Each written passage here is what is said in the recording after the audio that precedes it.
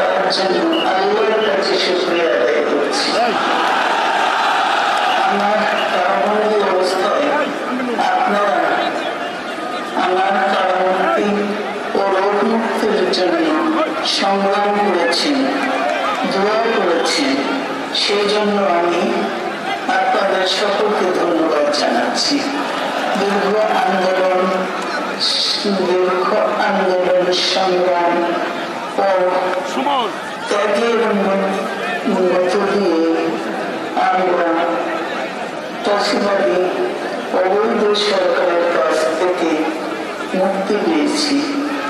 আমি আন্তরিক ধন্যবাদ জানাতে চাই আমাদের বীর সন্তানদের, যারা মরণপণ সংগ্রাম করে এই অসম্ভবকে সম্ভব করেছে। শত শত শহীদদের জানাই শ্রদ্ধা। তোর বিজয় আমাদের নতুন সম্ভাবনা নিয়ে এসেছে। দীর্ঘদিনের নজিরবিহীন দুর্নীতি, গণতন্ত্রের ধ্বংসের স্তূপের মধ্য থেকে আমাদের নির্মাণ করতে হবে এক সমৃদ্ধ বাংলাদেশ। ছাত্র তরুণরাই আমাদের ভবিষ্যৎ।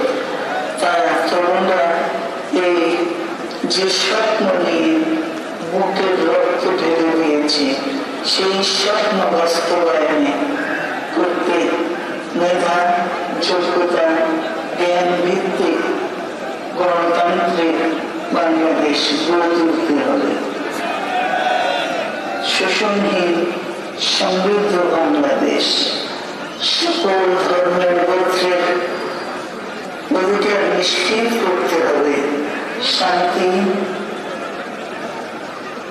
প্রগতি আর সামনের ব্যক্তিতে আধুনিক বাংলাদেশ নির্মাণে আসুন আমরা তরুণদের হাত শক্তিশালী করি।